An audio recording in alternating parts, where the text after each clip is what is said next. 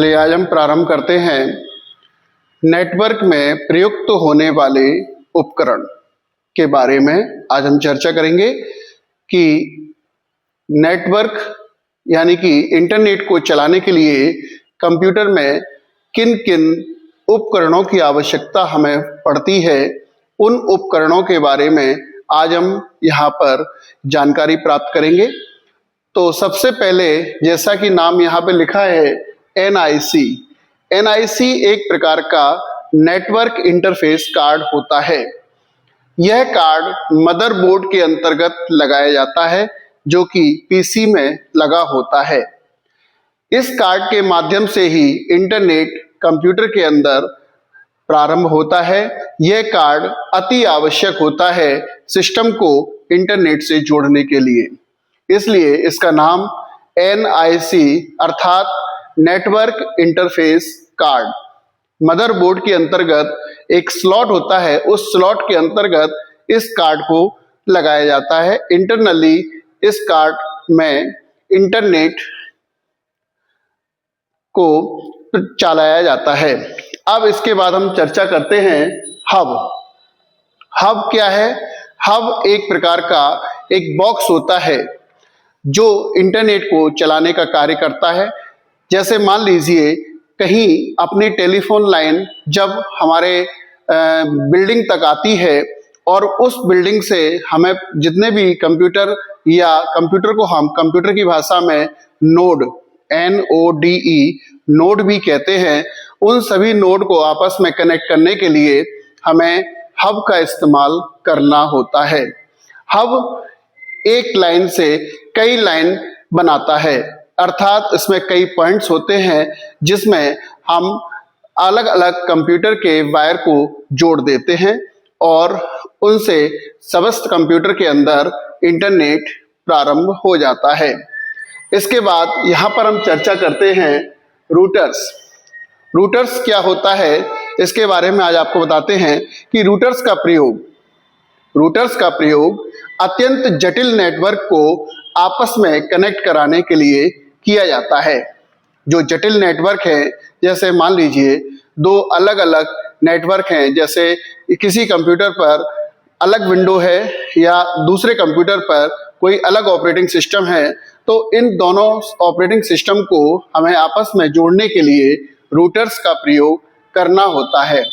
Routers के माध्यम से हम किसी भी जटिल से जटिल डाटा या जटिल से जटिल इंटरनेट कनेक्शंस को बना सकते हैं।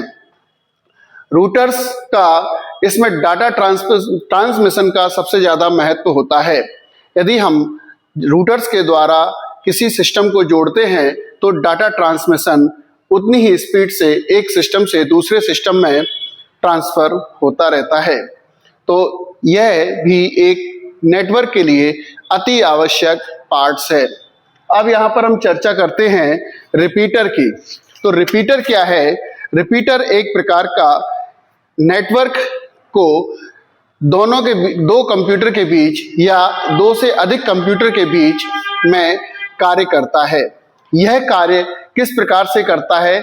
जब समस्त कंप्यूटरों की कार्य प्रणाली एक समान हो। कार्य प्रणाली का मतलब यहाँ पर ऑपरेटिंग सिस्टम से है।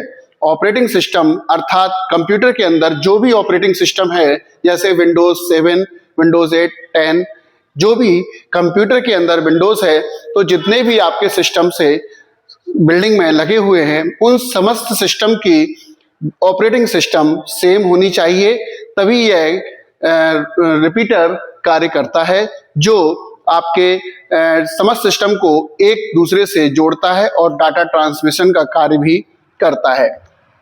अब यहाँ पर हम चर्चा करते हैं ब्रिज। तो ब्रिज के बारे में हम ये बताते हैं कि यह दो लोकल एरिया नेटवर्क को आपस में जोड़ता है। लोकल एरिया नेटवर्क अर्थात LAN। मान लीजिए एक बिल्डिंग में दो पार्टीशन है, उन दोनों पार्टीशन को हमें आपस में जोड़ने के लिए ब्रिज का इस्तेमाल करना पड़ता है। जैसे दूसरी एक अलग लाइन है और नीचे वाले मंजिल पर अलग लाइन है, तो हम इन दोनों को आपस में जोड़ने के लिए ब्रिज टेक्नोलॉजी का इस्तेमाल करते हैं, जिसके माध्यम से दो लोकल एरिया नेटवर्क यानी कि एक जगह जितने भी कंप्यूटर जुड़े होते हैं उसको बोलते हैं लैन, यानी कि लोकल एरिया नेटवर्क। तो दोनों जगह के लोकल एरिया नेटवर्क को हमें आपस में जोड़ने के लिए ब्रिज टेक्नोलॉजी का इस्तेमाल करना होता है। अब अंत में आता है यहाँ पर गेटवे। तो गेटवे से हम ये समझते हैं कि ये दो जटिल नेटवर्क को आपस में जोड़ता है। मान लीजिए आप कोई दो कनेक्शन लिए हुए हैं किसी अन्य कंपनी से, तो इन दोनों कनेक्शंस को हमें आपस में सर्वाइव कराना है या आपस में जोड़ना है, या एक डाटा को दूसरे ऑपरेटिंग सिस्टम में डाटा को ट्रांसमिशन करवाना है, तो हमें गेटवे का प्रयोग करना होता है। गेटवे एक ऐसा डिवाइस है जो इन दोनों नेटवर्क के मध्य में लगाया जाता है, और मध्य में लगने के बाद जो भी एक ऑपरेटिंग सिस्टम का डेटा दूसरे ऑपरेटिंग सिस्टम के डेटा में ट्रांसफर का कार्य करता है। तो आज हमने इसके माध्यम से आपको समझाया कि नेटवर्क में प्रयुक्त होने वाले जो हमारे सामने डिवाइस हैं वो इतने डिवाइस हैं। इन्हें हम NIC यानी कि नेटवर्क इंटरफेस कार्ड, हब और रूटर्स। अब यहाँ पर हम हब की चर्चा करें तो हब भी तीन प्रकार के होते हैं, स्मार्ट हब, इंटेलिजेंट हब, और तीसरा होता है, जैसा आपने या सुना हो या नहीं सुना हो, डम हब।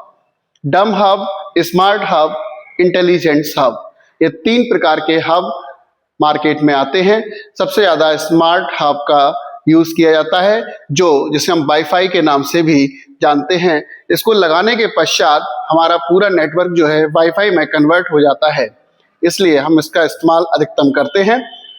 बाकी के रूटर्स, रिपीटर्स, गेटवे और ब्रिज, इनका इस्तेमाल भी नेटवर्क को आपस में कनेक्टिंग करने के लिए ही किया जाता है। धन्यवाद।